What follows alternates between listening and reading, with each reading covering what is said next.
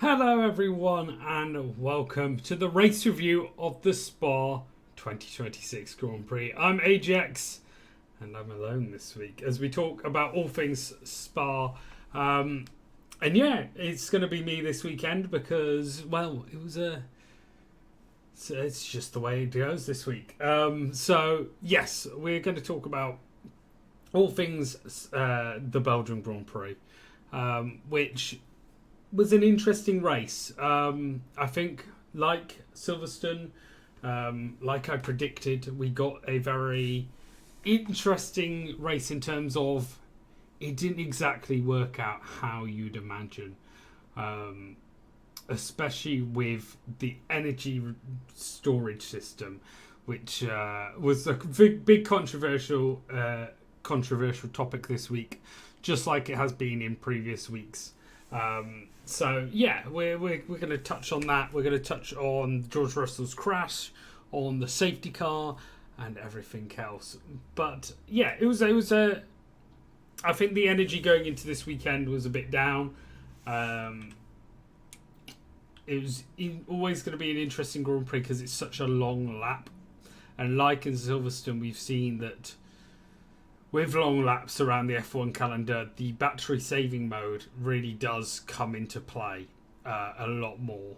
For example, the Hungary Grand Prix, just don't expect it to at all have any like semblance on the the race. But today it was pretty especially qualifying. That's the main thing. There was a lot of harvesting. There was a lot of need to, coast. The Mercedes, for example, coasted into the corners, or into the first, the line, I should say, the finish line, whenever they started laps, because that was just their best place to do so with such a short straight is what I meant to say there. So yeah, it was a bit of there was a lot of frustration. I think Piastri put something out saying, qualifying is basically decided by by computers rather than actual racing, and Max Verstappen's been a big advocate of this, and we have come off probably the worst two Grand Prix for it, being the longest circuits, but that doesn't mean that it's not going to come back. And the FIA need to be aware that this, for a lot of people is ruining F1. The only other big thing to note in practice is that in practice 3, Lewis Hamilton had a big crash, went off on the circuit, managed to bump into the edge of not bollard. That would be dangerous. Edge of a wall, and lost his back tyre. This was at the very last lap, literally the last minute of practice 3. So his team had to do a complete reset. It happened the day before to Gasly.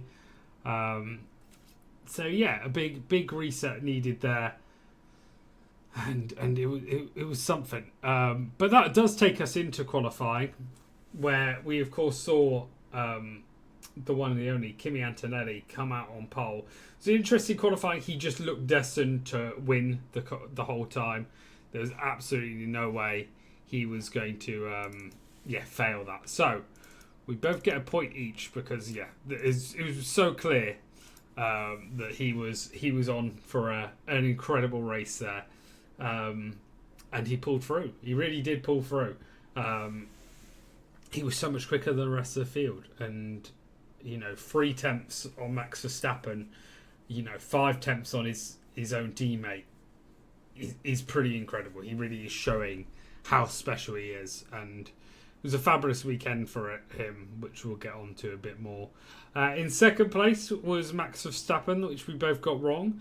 Leclerc and Russell were the next two drivers, which does mean, oh no, it was Lando Norris, sorry, who we mentioned obviously took a engine penalty, but that did mean that his engine was he was very quick. He was very, very quick. He actually was the quickest time at one point until Antonelli improved, and Max Verstappen got a humongous toe off Isaac Hadjar, who was, of course, starting way back at the back of the grid. So, yeah, Lando Norris in third place with his new engine. Obviously, he was relegated to 13th. Then it's George Russell, and then Charles Leclerc. So, no points apart from our quali prediction. But let's jump into the race with a bit more conviction, because the race was interesting from the get-go.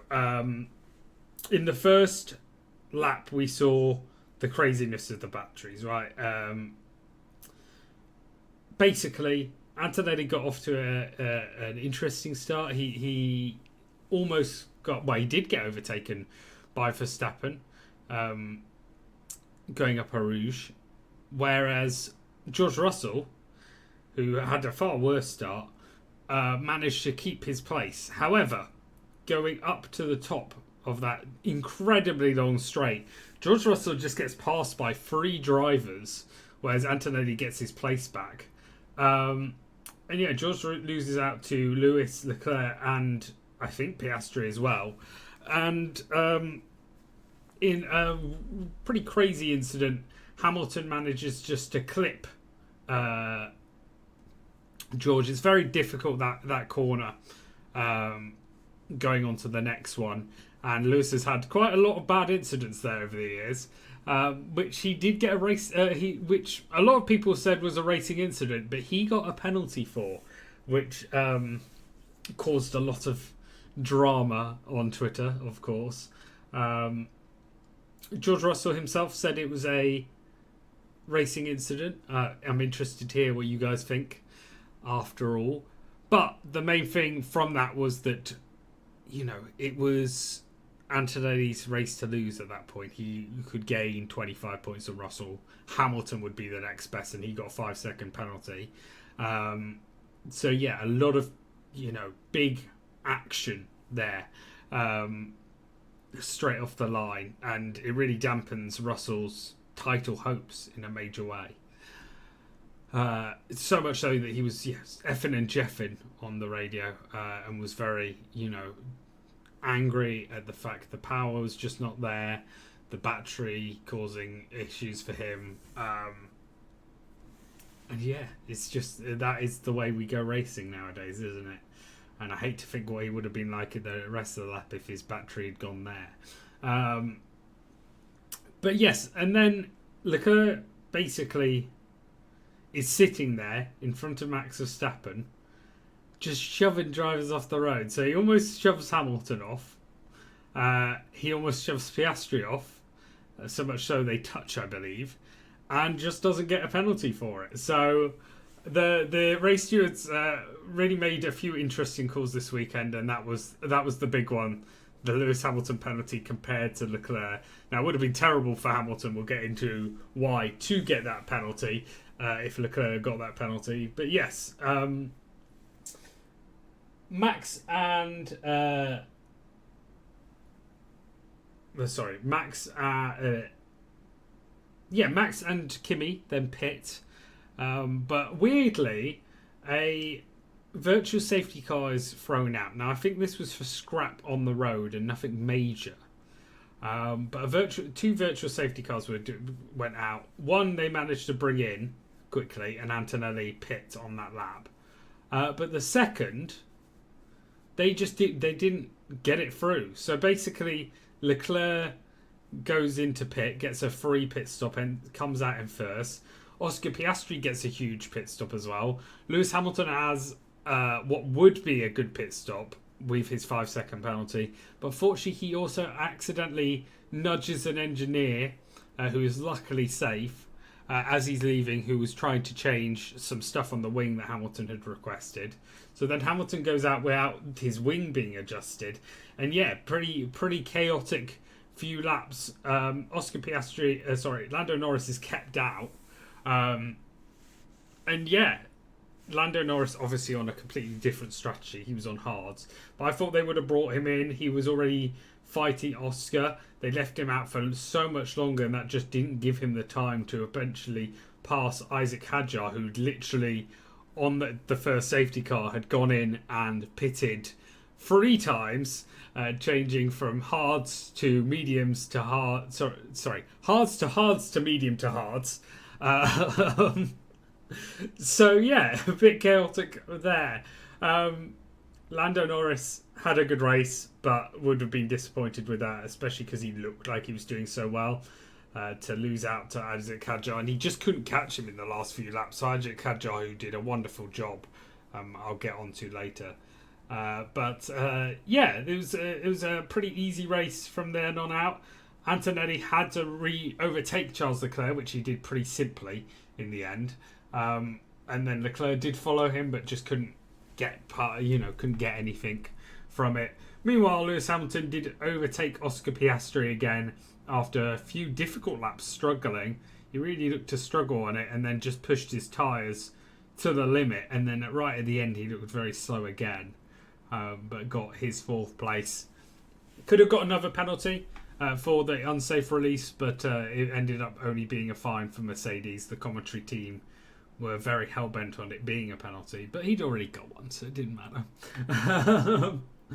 And then a few, we're going to get into them, but for now, 5th place was Oscar Piastri, so no points for either of us. 4th place was Lewis Hamilton, again, no points for either of us. 3rd place was Max Verstappen, no points for either of us. 2nd place was Charles Leclerc, once again, no points for either of us. And 1st place was Antonelli, which is a point to Sorgun. I did not go for Antonelli, shout there. Driver of the weekend. We have put Piastri and Gasly. Now, they had Oscar Piastri had a better weekend, but I'm not going to give him driver of the day. I don't think he deserves it. Gasly had an interesting race. Him and Colapinto had a little scrap with Liam Lawson, who had previously had a scrap with Arvid Lindblad, which weren't shown. There's a bit of bad blood there, I would say, over the last few races. But a bit of a struggle for Liam Lawson, because Arvid Lindblad did have the upgrades this weekend, because it was based on who was quicker at Silverstone qualifying. Hopefully he'll get those upgrades soon, and we'll get to see these two scrap again. There was an incredible overtaking move from Franco Colapinto round the cars of Pierre Gasly and Liam Lawson. That was just amazing to see. Definitely go and check that out. But I wouldn't say any of them would be my driver of the day. My driver of the day would go to one of 2 drivers. We're going to, as always, keep it on 2. I think a special shout out to Kimi Antonelli. It's a 3rd driver as well. Obviously was given difficult conditions and still managed to come home with the win. But the driver of the day has to go to either Isaac Hadjar, who just kept going on those hard tyres throughout the entire race, or Gabriel Bortoleto, who was just sensational in that Audi car. Did hugely well to bring home his team 4 points. Talking of which, I'm not sure, and Sorgun obviously isn't here, but I would give Garage of the weekend to Audi as well. That is a good weekend in their books. Look, obviously Gabriel Bortoleto got points. 4 points is the most of any not top team, because Arvid got 2 and Colapinto got 1. But also, Nico Hulkenberg was right behind the train of Colapinto, Gasly and Lawson, and could have, easily ended up with a point given the right circumstances. So I'm willing to give it to Audi. I'm not sure if that's a controversial opinion. I'm sure we'll discuss it tomorrow. But I think Audi deserve a point there. Not 21 points. That's a bit too many. But yes. Blunder of the weekend did unfortunately not go to Colapinto, and I can't give it to Alpine as well. They had a very good race. Lawson, though, first time outside of the points. Obviously didn't have the up in a while. Obviously didn't have an upgrade. There's no real... Well, there's one real other competitor for this that I would put over Lawson, which has to be Russell. Had a terrible, terrible weekend overall.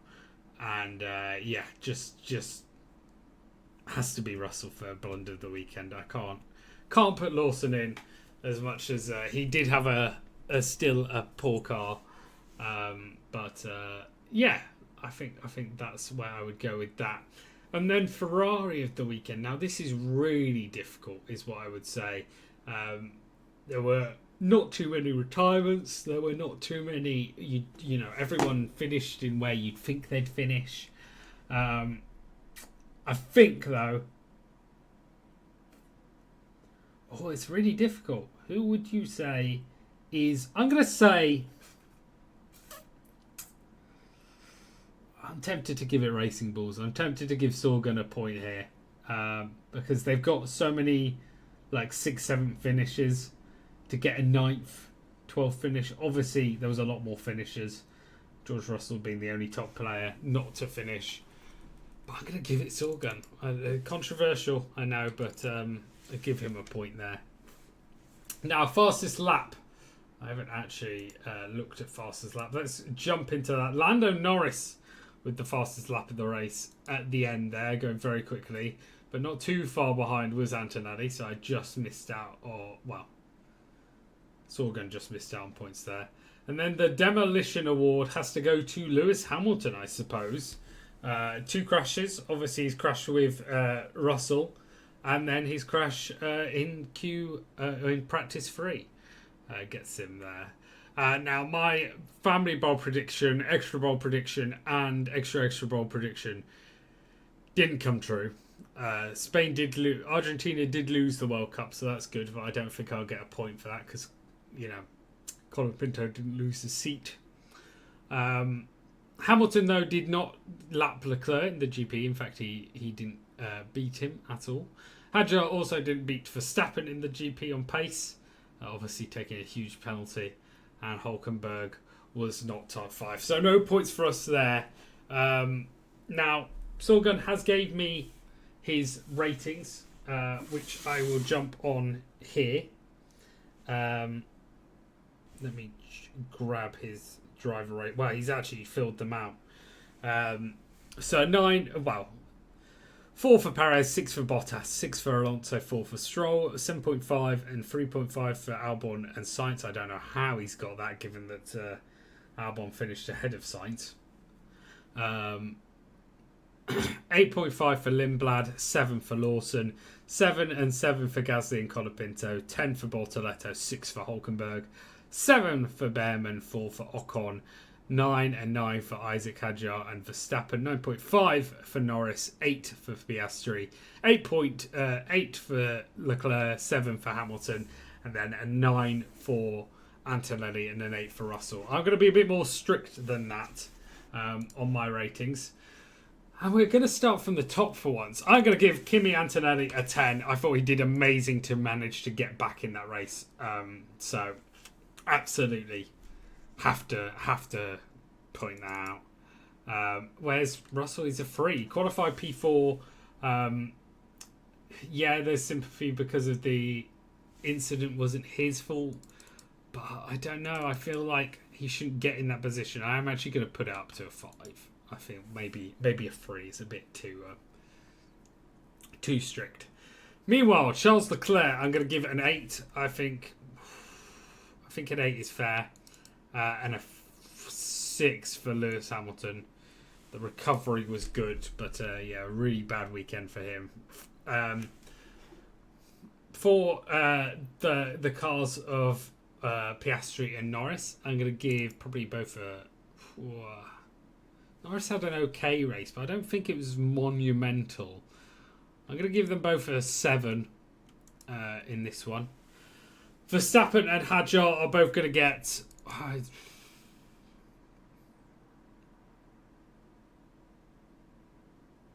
both going to get an 8 from me. Just a bit more strict than Sorgen's ratings. I am like that every as you guys know.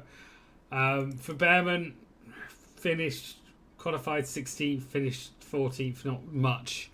And then, but better than Ocon, who that was meant to be a 5.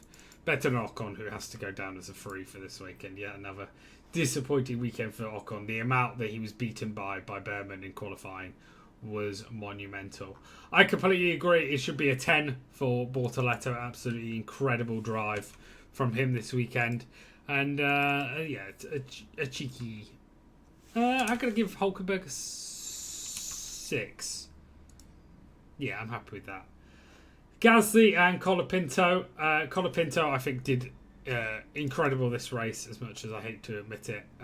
His overtake enough is to get him an extra point for me, to get us an 8. And Gasly, I'm going to give a 6. Same for Lawson. I'm probably going to give about a 5. And Lindblad can get a 7. I expect more. He had upgrades. He couldn't get Bortoleto. I think I would have liked to see him pass Bortoleto. It's another disappointing week for the Williams boys. I'm going to give them 5 and a 5. I can't believe that. Am I missing something? Why would he rate thing higher? I'm going to give Alonso a 4 and Stroll a 3. And then Perez and Bottas. Bottas actually did beat Perez for once, so he's going to get a 4 and 2 for Perez. A really difficult weekend for him.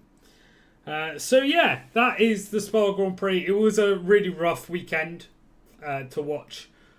Even I'll admit that, as someone that's quite a pacifist when it comes to these things. I know they're doing teething issues and so on. I realised I didn't record. There you go.